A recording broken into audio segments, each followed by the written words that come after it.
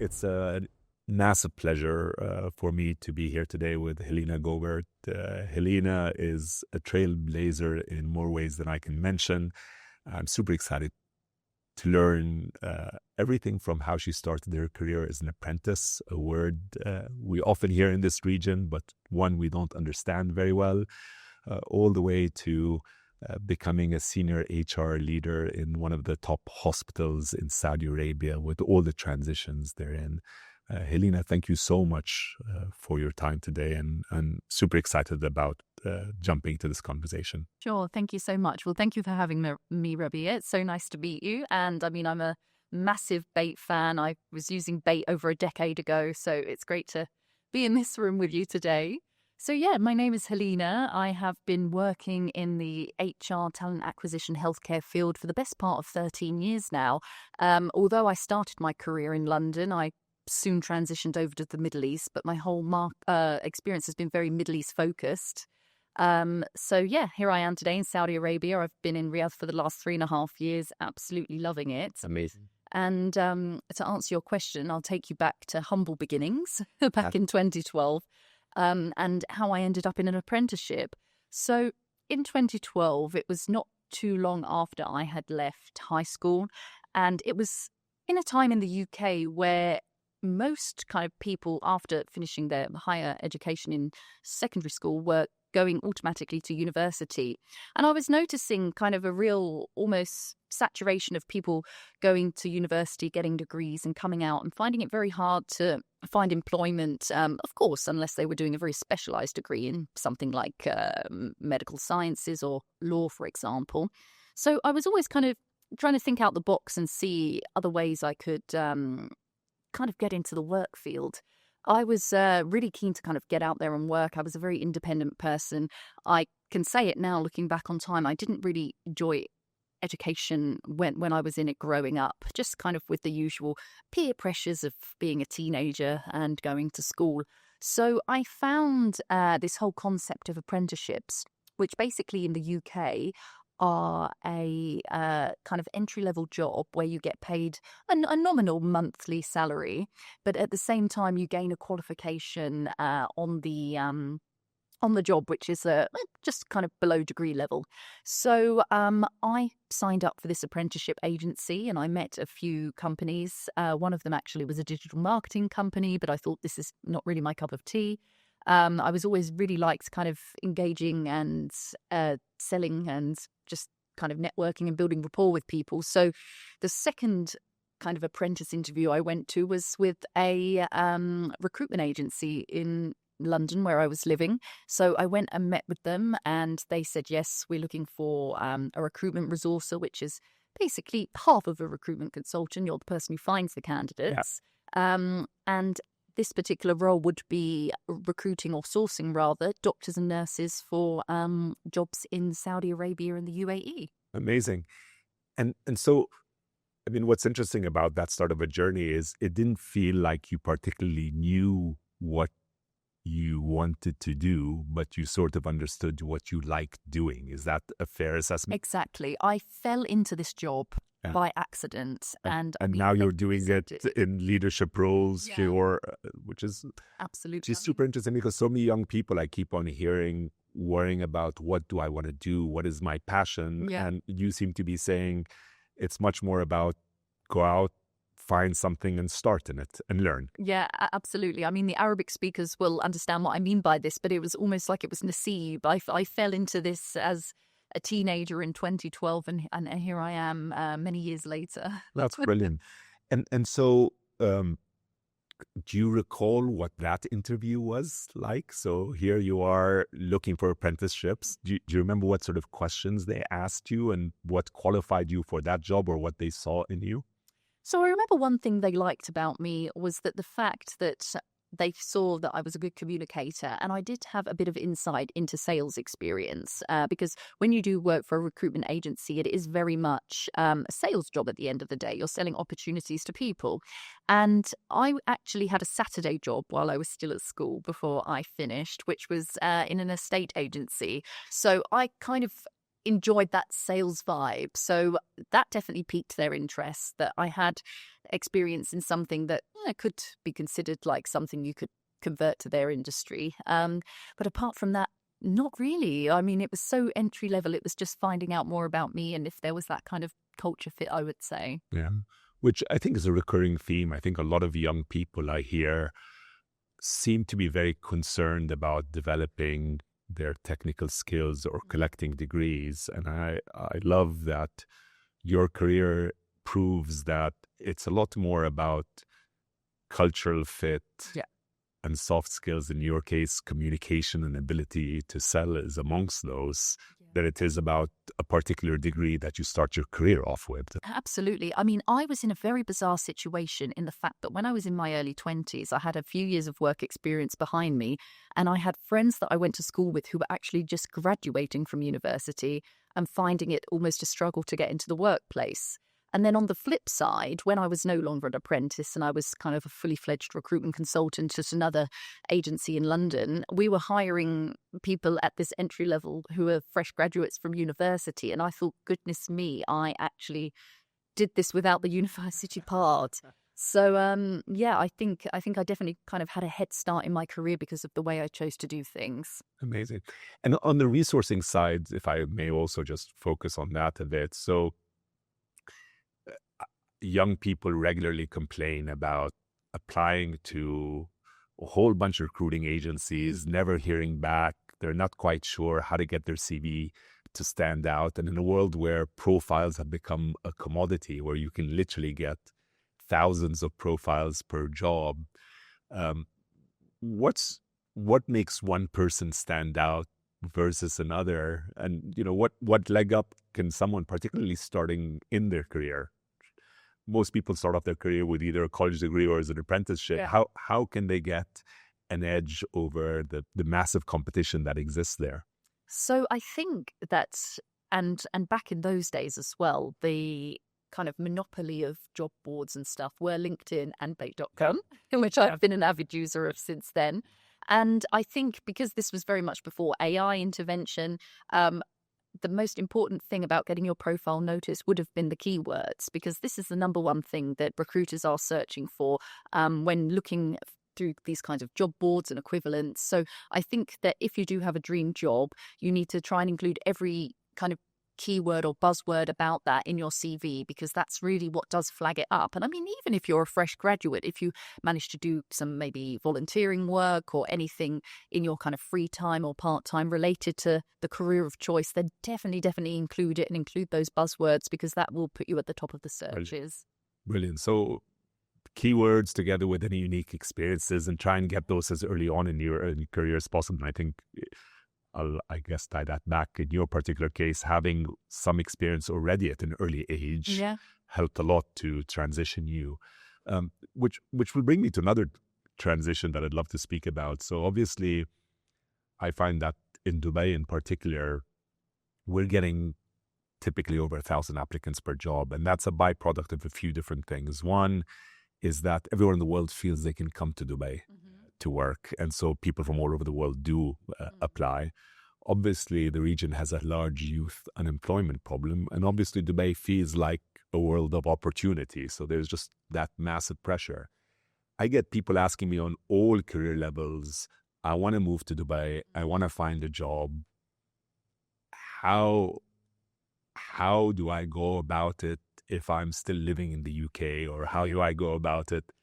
So I'd love to hear a bit about your personal experience first. How do you transition from the UK to Dubai, which is a large move? And then what would you recommend to others who are thinking about making a similar transition? And we'll move soon thereafter to your further transitions to Saudi, etc. But I'd love to start off with at least from the UK to Dubai. Absolutely. Well, actually, this is a very interesting subject who I have nobody to talk to about. So I'm glad you've asked me, because I sometimes just think and I ponder within myself, because when I moved to Dubai in 2015, it was very, very uncommon for somebody to move without actually having a job offer in hand, which I did at the time. So I was still working in London for a recruitment agency, but at the same time attending a lot of conferences and trade shows in the Middle East. So that somehow kind of built me a little bit of a network, which then got me able to be headhunted over to Dubai. And I remember at that time, like the network I would meet, the other expatriates and friends, they were also kind of headhunted from the UK or whatever origin country for an opportunity here. But now fast forward 10 years to 2025, because I'm in a lot of expat groups online, etc., I've noticed a lot of people are now actually relocating without a job. Yeah. Which is it's very unique for me because 10 years ago that was actually unheard of, and I think it would almost be difficult to do. I mean, I know one could come on a tourist visa, but there's many things you can't do in regards to getting a mobile phone contract at that time, or maybe getting a permanent apartment. So it's a very interesting thing to see, and I do think that's what's caused such a competitive market, because you've got the job seekers on the ground that already have that crucial UAE experience. Then you've got on the other side people that have relocated and they're ready to start tomorrow, but may not have that regional experience. And then you have people that maybe worked in Dubai but now are kind of on a redundancy period, etc. So it's made a super competitive and super saturated market. So it's very interesting just to kind of observe from afar, given that I lived there for so many years. Yeah, and I love how you broke that up. I agree. When we started 25 years ago, it was very habitual for employers in the Gulf to hire people wherever they were in the world and to bring them in. But today we see the number one filter that employers use is country of residence. Yeah. And so, which basically is telling job seekers that if you want a job in the region, commit to the region first. Yeah. And then you'll get the job. If you want a job in Dubai or Abu Dhabi or Riyadh, you almost have to move to Dubai or Abu Dhabi to be competitive. Yeah. As a starting point, which has been a massive transition. Yep. And as you rightly said, it creates a whole bunch of complexity, because if you're in the UK, you want to first guarantee the job before getting on that plane. Yeah. You also mentioned something very interesting about, in your case, you had come up for a bunch of conferences, you had networked, and then you were headhunted. Networking is, in this part of the world, for many, many years, the primary way to get a job used to be word of mouth and referrals. And, it's not a bad way to get a job. Yeah. But obviously there's boundaries to what makes sense and what doesn't. Can you tell me a bit about what you think are the do's and don'ts, and maybe your experiences personal with that? So, Sure. I think when building a personal brand for yourself and putting yourself out there, I'm a big believer of being within a niche and also having a unique selling point. So one thing about me is that I've always worked in healthcare through and through, and I'm not particularly sure I would ever be open to an industry change, because it's what I know, it's what I love, it's what people know me for. So I feel like if a job opportunity or something like that would come up on the horizon within the healthcare space, I think I would probably pop up first, definitely in a LinkedIn search, but maybe even amongst people that may know me for my kind of work quality in the past. So I think that's the same for everyone, because when I am kind of scrolling on LinkedIn and doing my kind of daily kind of browsing of the market, I see a lot of job seekers, and I do feel for them, and they're looking for a job and they say, I've been in Dubai or Saudi and I've not managed to find something for 3 months. And when I kind of take a closer look at their profile, it is perhaps not generic, but they may work, for example, in a sales role, or they may work in a business development role, but they've worked in so many different industries across their career. I can kind of see from an employer's standpoint why they may not be kind of the first priority to get shortlisted, because maybe ATS is cutting them out of the searches, and maybe a manual kind of human recruiter is saying, we would want someone that's kind of been a little bit more in one industry. So that's why I'm glad that I went into such a niche, and I do recommend that for anybody starting out or anyone that's going through a career change. So developing expertise and in-depth knowledge as opposed to jumping from industry to industry. Definitely. What's also becoming a lot more prevalent is people jumping from job to job. And you see, when I started off my career, when I had primarily black hair, the vast majority of people were looking for jobs that would become lifelong careers. Yeah. I don't hear young people speaking about that anymore. This concept of I want to be with an employer forever. In fact, it feels like being with an employer for more than 2 years to a lot of young people sounds like a lifetime. What's your sense of, is there a right time? And at least for you as an employer, when you're looking at CV, at what point do you feel this is way too much transition versus this is just rights? Yeah, I think way too much transition is a job a year, but I've noticed it increasingly common here. But it also comes with another complexity. So people are not just changing their jobs every year; they're changing their job every year and kind of taking a more senior title and probably salary. But why that causes complexity is because you could get somebody with 5 years of experience holding a director level role, and then somebody with 15 years of experience also holding a director level role. But the reason the 5-yearer got there first is because they were just changing and they were going specialist, senior specialist, manager, director, whereas the kind of loyal employee, you could say, kind of was going through a much kind of more slower, stagnant kind of career path, but really they've got the kind of more solid work experience. So that's an interesting thing that I've seen more of. And your leaning would be to the one who has 15 years because they've shown they've got more in-depth experience, they've been there longer, and they've built the strong foundation. Yeah, I would say so. And I notice when I speak to a lot of hiring managers, they do like that stability in a career, because at the end of the day, when you do hire someone, if they are changing their job so frequently, people do worry, well, is the person going to do the same to me? And so moving to the UK, from the UK to the Middle East, particularly at the outset, it's a different country. It's obviously a different culture. What sort of met expectations and what surprised you? What were a few of the maybe cultural and other complexities or interesting parts that stood out to you? Sure. So I didn't come completely blindly when I relocated to the UAE, because I had been visiting for a lot of conferences and trade shows. But then again, I was extremely young at the time, and I just kind of took the opportunity by the horns and came. And I would say I assimilated and adapted quite quickly. I mean, it's a very, very multicultural country, huge melting pot of cultures. So I didn't find it too indifferent. I mean, being from London myself, it's also a very diverse, multicultural city. I had colleagues from all over the world that were my friends before I did the move. So I didn't find it too hard to adjust, I would say. Amazing. And what was driving that first transition? So I find people throughout their careers are driven by different things. Yeah. What would you say was the primary driver for you from moving from the UK to the UAE? I think the thing for me is because I started out my career recruiting doctors and nurses for opportunities in the Middle East, I thought, why am I doing it from London? Why don't I do it from the source itself? Okay. And so that was, would you characterize that as a learning opportunity, or was that a financial choice, or was it a lifestyle choice, or was it all of the above? Or with the above. I mean, salaries, due to perhaps tax-free reasons, are more competitive in the Middle East than they are in the UK. I do really, really enjoy the environment of the Gulf. I find it very safe. Amazing place for women. Obviously, the weather is a lot better. We're not complaining about the rain every day like we are in the UK. Yeah. So, yeah, all of the above. Brilliant. And you were headhunted, the first role in Dubai was with?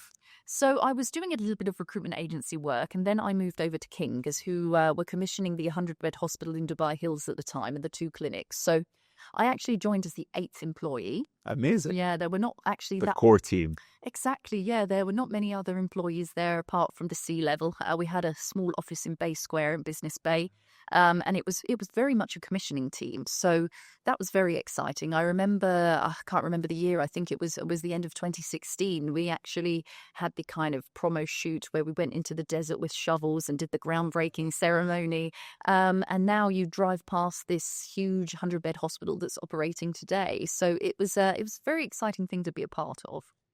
And tell me a bit about how you look at or started looking at profiles and CVs differently now that you were on the client side as opposed to on the recruiter side. Was it the same characteristics and was it the same process, or did things evolve in a very different way for you? Yeah, I mean, I think I've always kind of had my like innate kind of ex-recruiter experience kind of shine through all my work. And I even pride myself on that today. I mean, all of the organizations I've worked with on an in-house basis, one of my main KPIs is like recruitment agency spend saving, because I kind of did both roles. I'm a big believer of whatever a recruitment agency can do, I can do myself. So yeah, I think my inner recruiter is always there. But of course, working internally comes with a lot more challenges and work, you could say, because it is more of an HR role. There's a lot of piece on kind of government relations, onboarding, kind of manpower planning. So these things that kind of the average recruiter doesn't have to worry about. When you come in-house, you have a lot more worries. And building a hospital from scratch from a team of 8 to hundreds of people in a very short period of time, all of whom have to be amazing people, because there's obviously people's health and lives at risk. Tell me a bit about what processes you instituted. I mean, this is a startup entrepreneurial venture. Yeah. How do you move people in very, very quickly while still making sure they're the right people? Definitely. I mean, it was always a challenge. You have to kind of really just look at a timeline of things, see the date you want to open, and work it back from there, really. I mean, the longest kind of candidate category that it takes to hire are, of course, doctors, because there is a lengthy licensing procedure. And although some doctors, like, for example, those coming from the UK, are exempt from any kind of medical licensing tests, they never want to resign from their UK jobs until they know that they've really kind of got that license in the bag, and sometimes even the UAE residence visa in the bag. So with the notice period being usually 3 months for these kinds of doctors, it took a lot of advanced planning.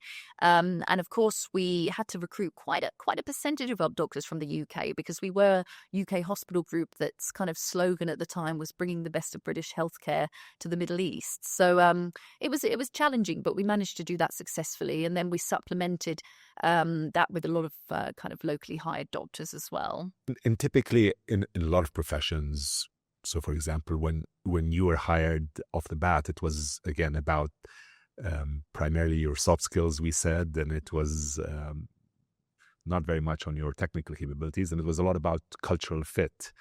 When you're looking at a hospital, is that flipped on its head? Is that suddenly a lot more about technical capability, that this doctor has this degree from this university and has worked at this hospital, or does cultural fit still matter? And do the soft skills still matter, like communication and bedside manner? Yeah, I would say the soft skills are still there, which actually probably makes the job more difficult, because you've got to have those hard technical skills, and then you've got to have soft skills too. I mean, bedside manner is extremely important with that kind of patient-facing staff. And actually, when we used to do a lot of that kind of non-doctor patient-facing recruitment, we used to do a lot of kind of open days and assessment centres to really make sure that we're getting someone with the right character, charisma, and personality. Open days and assessment centers for medical staff? So not so much the medical staff, but I would say everything that comes along with that. So talking about patient administrators, insurance professionals, revenue cycle management professionals. So everything else that kind of comes out of that clinical scope. Yeah. And again, if we think about process, these days it feels like processes for recruiting are getting longer and more in-depth. I'm seeing people do all sorts of psychometric, aptitude testing, open days, assessment centers, telephonic interviews, AI video interviews, physical interviews. Tell me a bit about what you feel works best as a process that's both efficient and likely to yield you the right candidate. I mean, and without boring the living daylights out of the candidates also, because the process can sometimes turn people off. Exactly. I mean, I am very old school when it comes to this, and I loathe long recruitment processes. I mean, I'm very much meet the line manager, meet the CEO, meet the CHRO to get a final HR sign off, and done. And in most cases, in my present role where I do a lot of executive level headhunting, we can kind of follow that kind of process. I mean, sometimes psychometric tests come into play and things like that, but I do definitely like to keep things as short and sweet as possible. Amazing. And have you found, again, I hear this a lot, where people who are recruitment professionals feel they have a question or a set of questions or a particular process that's super revealing and has worked very well for them in terms of finding the right candidate. What would you say are your special tricks of the trade that you're willing to disclose that have worked for you? Do you know what? I feel like I have a sixth sense. I just can tell that somebody is a good fit, and then 9 times out of 10 it always materializes. Interesting. But I think that's just come over the years. You look first at the experience. You look first at the kind of roles that they've done in the past. But it's just most importantly lining up with whatever the hiring manager has given you. I just think if you are a recruiter and you want to recruit kind of the best and get that shortlist right the first time, just really deep dive with your hiring manager, whoever's recruiting for that role. What companies do they want to work for? What industries? What job roles? Just really dig deep so you can kind of get that shortlist right on the first time. So you went from King's to Saudi German. Yes. To Sulaiman Al Habib, all of whom are amazing, recognized brands, but very different cultures. Absolutely. Also. Does your process for picking the right person change based on that culture, or is it still the same process? Yeah, I would say each is a little different. I mean, my role at King's College Hospital London was very much a greenfield project. It was a startup. My role at Saudi German Hospital, it was very much kind of going through a transformation and a rebrand. And now, obviously, I'm at Dr. Sulaiman Al Habib, which is just a huge powerhouse healthcare brand of the region and hugely successful. So I think each had a slightly unique culture which comes into play, especially around kind of like the employee value proposition and things like that. And so let's talk a bit about that transition to Saudi, because here you are in Dubai, very expat community, obviously massive representation of women in the workplace. Yeah. And you transitioned to Saudi at the time of Saudi transitioning also. So you're certainly a trailblazer in terms of being an expat woman in the workplace in Saudi, and particularly in so senior a role, and particularly in HR. So you're a trailblazer many times over. I'd love to hear a bit about why you chose that transition and how you felt about it prior to doing it, and what made you finally cross the line and come? Yeah, absolutely. So I would say when I was still with Saudi German Health, although my role was only focused on the market here in the kingdom, I was mostly based out of an office in Dubai, just because that's where the kind of regional headquarters was, or the country headquarters rather. So although I was in the kingdom kind of so frequently visiting, I was actually one of the first people to visit on the e-tourism visa that they introduced. One of the first ever to visit the kingdom on that. And you did that for tourism or on a work purpose? I did it for tourism. For tourism, yeah. I wanted to give it a try. And before that, actually, it was a real struggle to visit because there was that whole kind of business visa route you had to go through and physically go to VFS or an embassy, depending on where you're based. So, that was interesting. And I got a great kind of view of the kingdom, and then continued my role within the Saudi markets. And then when I did obviously move to Dr. Sulaiman Al Habib, that did need a move to Riyadh because the headquarters is in Riyadh. And I think I'd had enough kind of Saudi exposure that I thought this is a good next move for me. I mean, I was very, very familiar with all of the hospital groups in the UAE. It's, again, quite a small market where we all know each other. So I kind of thought, I would like to progress my career within the Saudi Arabian market instead. Your average expat, male or female, 10, 15 years ago, if you had said, come from the UK to Saudi, there'd be quite a bit of trepidation and worry. It's a different culture, a different place. Again, I would say at some point it didn't feel like it was the most open place or most accessible. As you said, you felt, again, it sounds the way you describe it, like it was a very comfortable transition and didn't worry you or scare you at all. Was that? Didn't, It to be didn't. honest. That's amazing. Again, I don't know if it was because I wasn't going in blindly. I had visited so many times before. And just because I am a little bit of a workaholic and I just throw myself into the workplace. But now it's been 3.5 years, and I would say I've got a lovely community here, and I really, really do enjoy kind of working and personal life here. I mean, one observation I've met is when I was living in the UAE, it was quite transient in the sense that people are always coming and going. I was always having to make new friends. But here, I would say my friends stay for a longer period of time. Yeah. Yeah, they're a little bit more settled, even Yeah, and the local community is very large, and so it's easy to integrate and engage with that. And tell me a bit about. So it feels like you made that transition really easily, and it wasn't too scary. To what extent did you feel you were made welcome when you did move? So it's one thing for you to accept a place and people. It's another thing for people to accept you and the place to accept you. To what extent did you feel that was?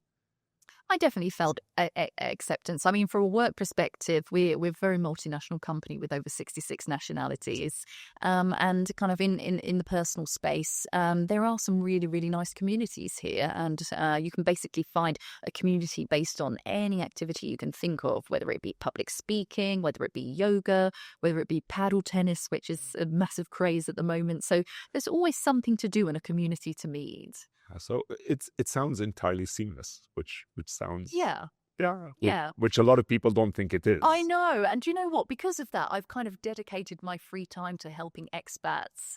So I am a moderator in an online group for people that want to relocate to Riyadh. So I do give a lot of advice to newcomers coming, and just try and see if I can make their journey as seamless as mine. And if you have, I'm going to focus particularly on young women, and let's assume they're young women moving on their own to Saudi for a career move. What advice would you give them? Because that's a special subset of people transitioning. So what are the sort of the do's and the don'ts, or the things to be aware of early on?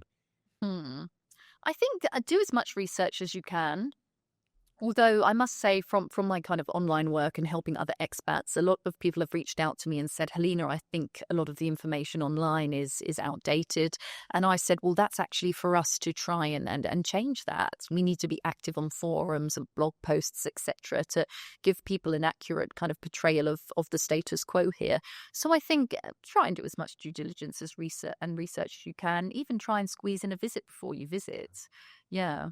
And the due diligence, you believe the best way to do that is online, or is that reaching out to people like yourself or people who've already made the transition to ask them questions? What I would say so, definitely. And I get a lot of LinkedIn messages like that, by the way. A lot of people have said, I've got a job offer on the table, I'm relocating. Can you give me any advice? What's your opinion? And I always answer them. I love these kinds of amazing.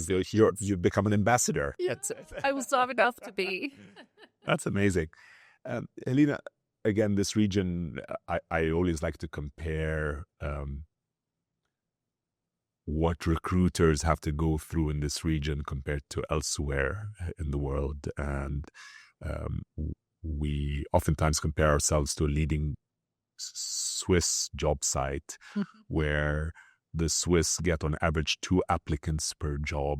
Wow. And charge hundreds of Swiss francs for that job for 30 days because there's just a war for talent and they've got full employment. Well, in this part of the world, again, it feels like there's 1,000 applicants for every job, which makes it a lot harder for both the job seeker and the recruiter. Job seekers are always complaining that I'm not getting responses. And what more can I do? Yeah. And so if I would love a job in an organization that you're working in, and I'd like to find a way in beyond me applying to your publicly available jobs, what are ways for me to stand out from the crowd? Well, I think I mean, I think the good thing is that there is opportunity there for people that may not be able to kind of fit a black and white job, like because it's either a clinical job that has certain requirements or it's a non-clinical job that has some kind of basic requirements also that you need to fill. There's a lot of kind of initiatives here in Saudi which gives people the opportunity to work for organizations like ours. Like we have a Tamhir program, which is kind of not too indifferent from the apprenticeship I did back in London all those years ago, where somebody comes in for almost like a training job for a set period of time and then has the opportunity to be offered a full-time job. So there are opportunities like that existing in our company and pretty much all of the large organizations here in the kingdom. But then it is all about getting kind of past that recruitment system at the beginning. And I mean, I think what employers really need to do is just really make their ATS systems or whatever system they're using just a little bit more candidate friendly. For example, if the job is closed or another applicant is sending, just send an automatic message to say, I'm really sorry you didn't make it this time, because, okay, I acknowledge that a human maybe doesn't have the time to send 2,000 individual emails, but then kind of build that into the system, because I can imagine how it can be a little bit soul destroying for job seekers in the current market. And do you recall anything in the recent past or at all in your career where someone found a super interesting way to get your attention and that led to an interview and perhaps a job? So beyond the typical, I applied on the job site or the ATS, did someone find a better way? Things have happened. Things have popped up. On a few occasions, people have dropped in on a face-to-face basis. Just showed up. Yeah, which I think is nice that they've kind of taken the time and the initiative to do so. But I can acknowledge that maybe I have the time to just how to sit down and speak to these individuals, but maybe other organizations wouldn't allow it. It may be against policy. They may have like these kinds of offices where you need an access card to get in. So I acknowledge it's not for everyone, but I thought it was quite an initiative kind of user. And other people have maybe presented a bit of like a case study or a PowerPoint presentation kind of based on a job description that I've posted. And again, I thought that showed great initiative, and I've always escalated it to whatever hiring manager was hiring for that role, because I have that kind of internal compassion and kind of innate feeling that I need to help this person because they really went out of their way to shine through. So I think that's quite savvy of individuals as well. Yeah, so don't just go through the regular route. Try and find alternates. And to what extent are you open to, and not only are you open to, but you feel it's a good idea for people to try and find your direct contact details or to approach you through, your LinkedIn connection or elsewhere to try and establish direct contact once they've seen a job advertised somewhere? Is that a no-go, or is that a pretty good idea as long as someone is respectful? Yeah, I mean, as long as someone's respectful, I don't personally mind it, because once upon a time I was on the other end of that fence. I was the recruitment consultant who was efficiently cold calling and cold mailing people in order to win business or win people's candidature. So I've been on that side of the fence, and I know it's not nice when people don't get back to you. So I wouldn't mind if someone does it to me. And I mean, I put my contact details, my work contact details on LinkedIn. You do. So I think I keep that door open That's for great. people to reach out. Do you see common thematic problems also that job seekers seem to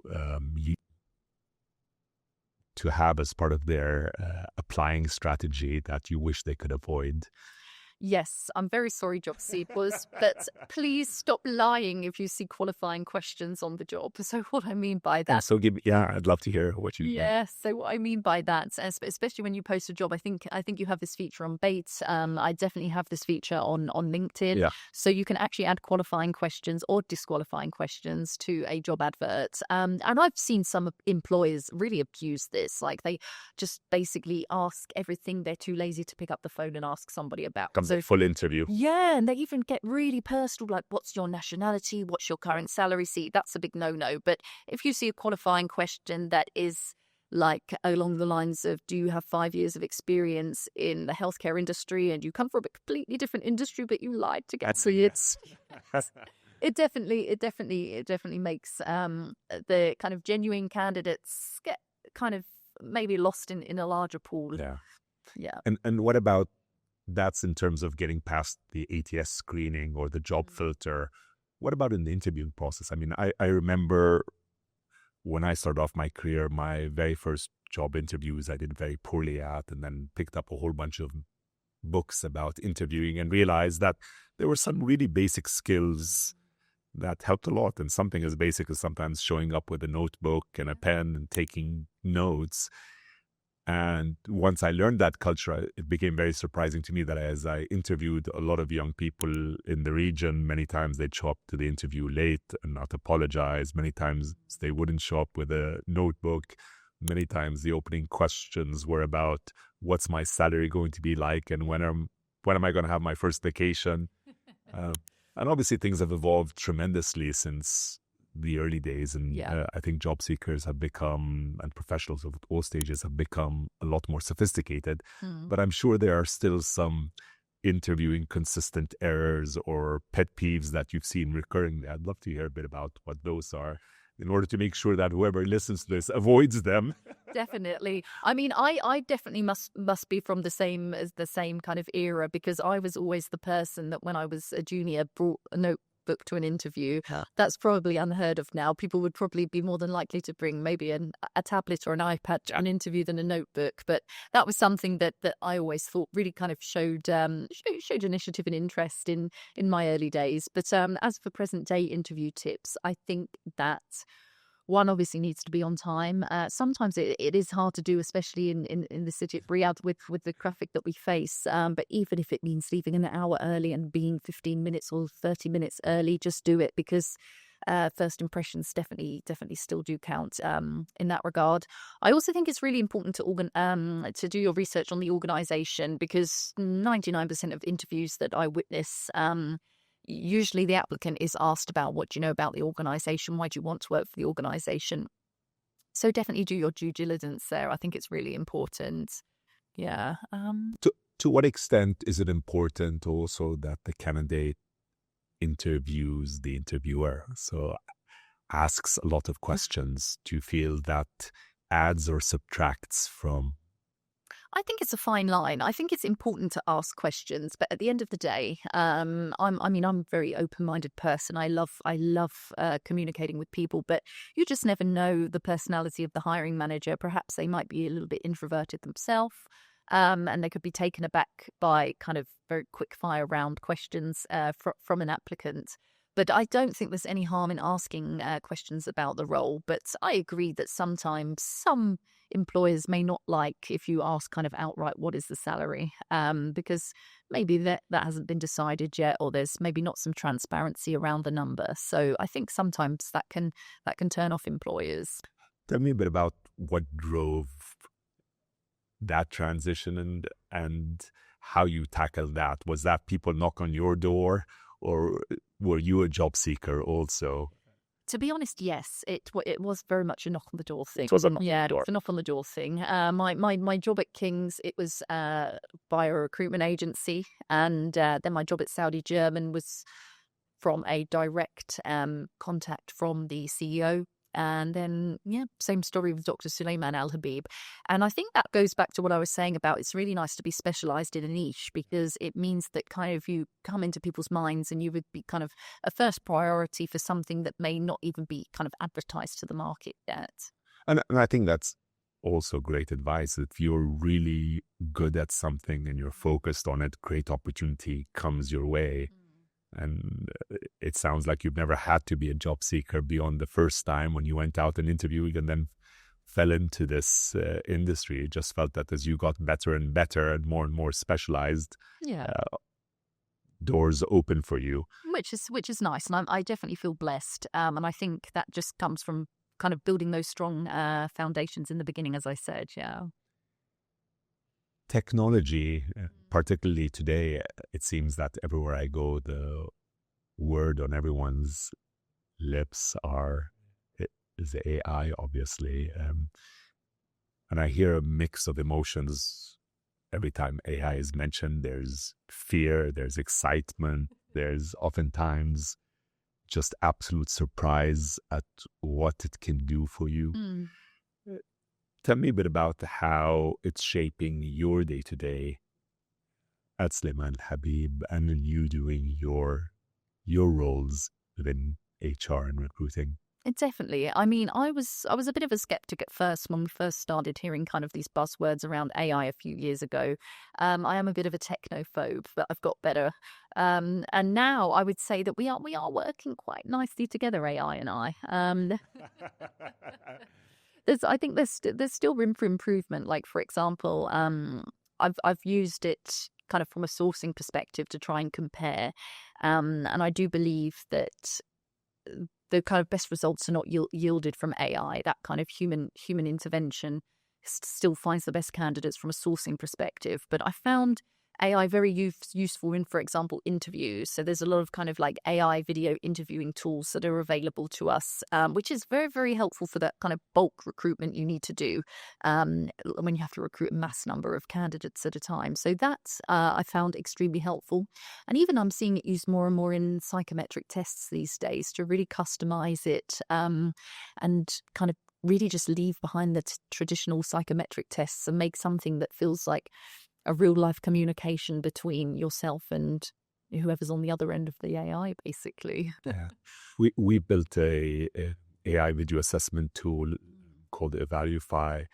And I would say for me as a CEO, it's the most indispensable tool I currently have in the organization. And part of it is it used to be once upon a time that I'd get a CV and a recruiter's word that the telephonic interview went well, but oftentimes that didn't translate to a great face-to-face. Oh, of course. Yeah, absolutely. Yeah. And I mean, you have to put a lot of manpower hours into it as well. I mean, I still obviously have a lot of manual telephone calls, mainly because I deal with a lot of executive level recruitment. So there is that human interaction there. But if you kind of imagine that every kind of candidate you speak to needs about a 40-minute conversation, I mean, you can't fit that many into a day. Yeah. You really, really have to focus on your time management. So I believe that these kinds of tools can really, really kind of improve optimization and save time. Yeah, I agree. I mean, to me now, just actually getting a CV together with some videos of the person, at least I know what I'm going to get into. And if I know I don't want to get into it, I have a way to at least give feedback to the recruiter about,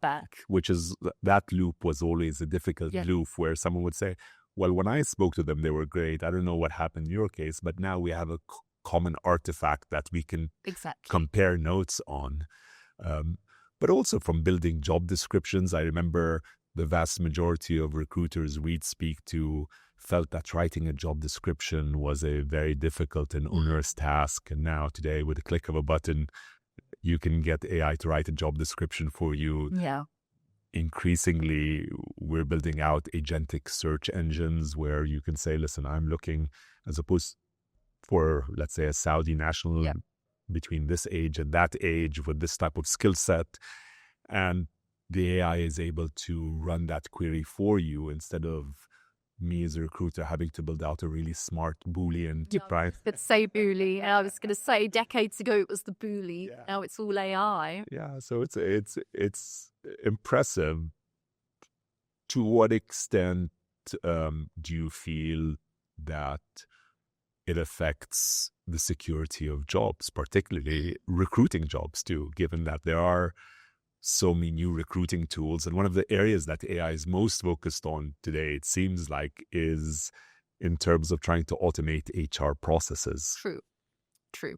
I think, I think we have to work with AI in the HR department, but I don't think it's particularly going to replace us. I think we can work along with one another, because although a lot of the tasks can probably be made kind of automated, at the same time there is a lot of nuance involved, especially when it comes to like the onboarding piece and physically bringing someone on the ground. There still needs to be that kind of element of, I would say, kind of emotional connection with bringing people on board as well as hiccups in the process from maybe a visa and immigration standpoint as well. So I think that humans in the talent function can't be completely replaced, not at present day anyway. So I think as long as we work kind of hand in hand with these AI tools, it's a recipe for success.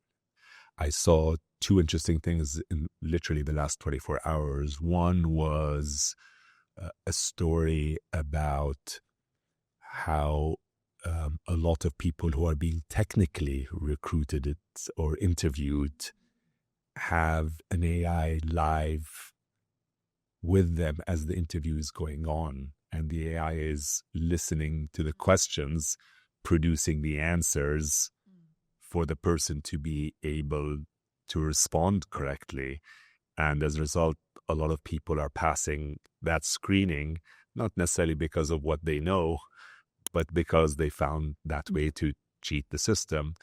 And then another story I heard about was someone who had been taken through several rounds of interviews and was doing a video-based face-to-face. And at some point, the recruiter felt something was wrong and asked the candidate to put their hand up in front of their face, and the candidate refused to do so.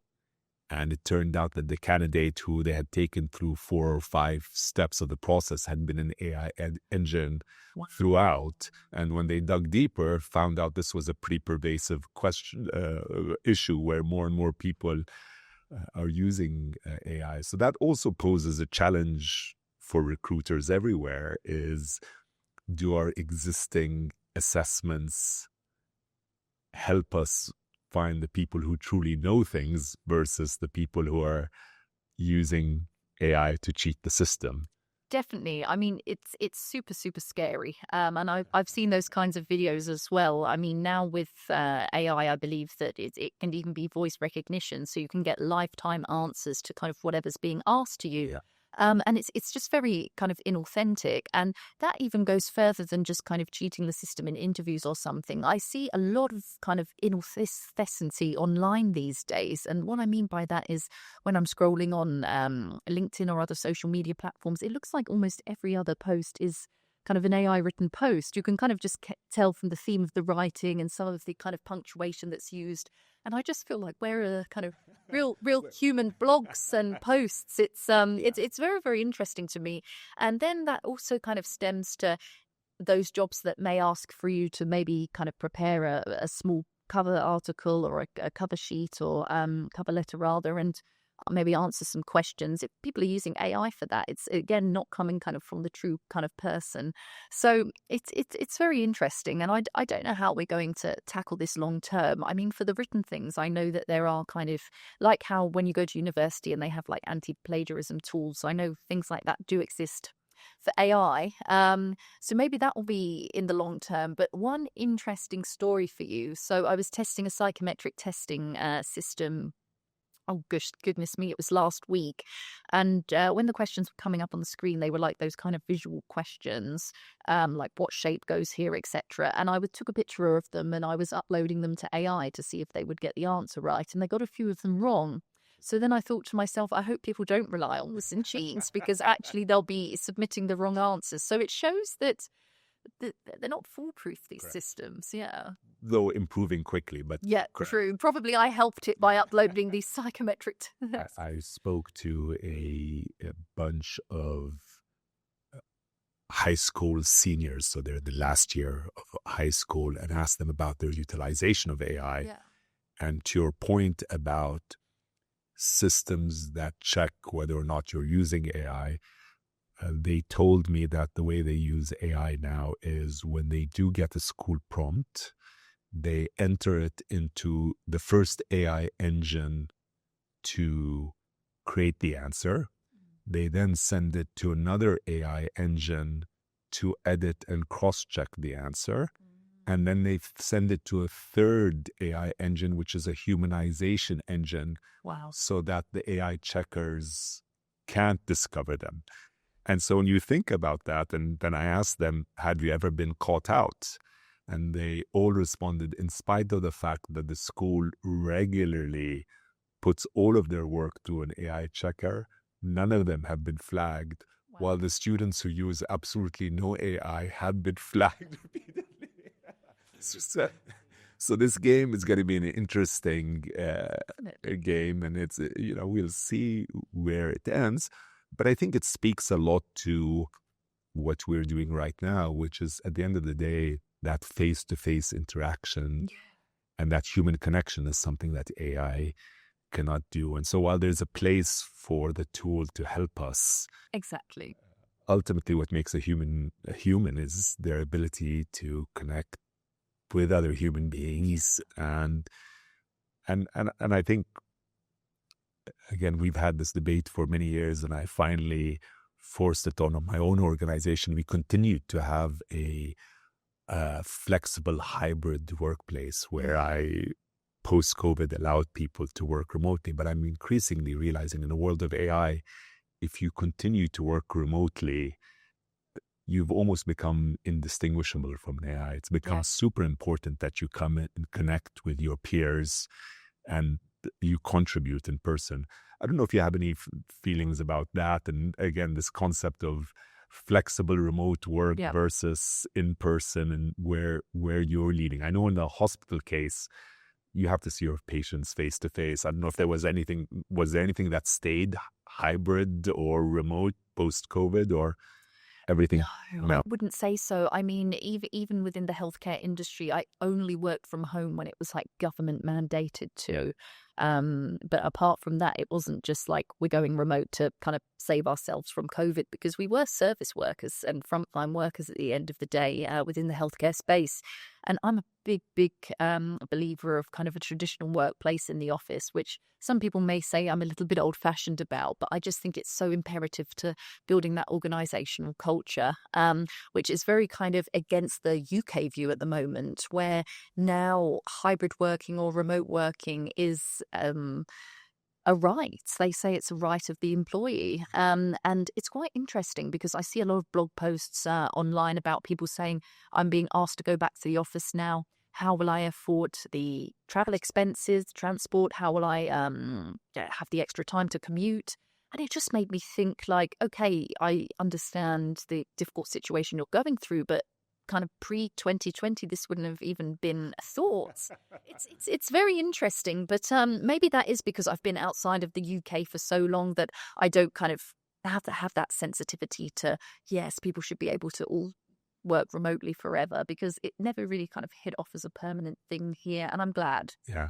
I'm finding a massive challenge in getting people to come back once they get used to being remote, particularly for so long. It becomes an entitlement, and you're absolutely right. In many cases, it becomes even part of their calculation. So no matter how well you pay them, you are suddenly saying, come to the office every day. And part of the question might be, well, okay, now I have the additional expense of transportation, Which never would have. which would never have been calculated. And So what am I going to do with, my children? Well, everyone does had children beforehand, and people. So it's a very interesting how quickly human beings adapt true. to a situation, and then how change management is always complex as an organization. Trying to move things along is never easy. And I guess this comes back to, I think, one of the themes we talked about also is that, and you've witnessed this firsthand, what's truly impressive is just in the kingdom, how much change management on a kingdom-wide level has happened in such a quick period of time. So I think, again, women in the workplace 20 years ago was an entire anomaly. And here you are trailblazing in so many different ways. So, Helena, I'm tremendously grateful for your time today. It's been a wonderful conversation.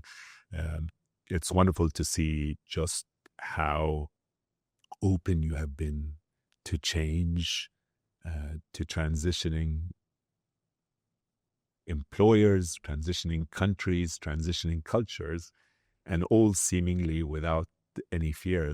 Throughout, I was trying to figure out if there was trepidation or obstacles, and it seems that you handle it all in great stride. And I think that's a great lesson for everyone, that if you care about your career and you're focused on it, there's massive opportunity to grow, and that opportunity can be all around the world. And as long as you're good at what you're doing, it feels like things sort themselves out along the way.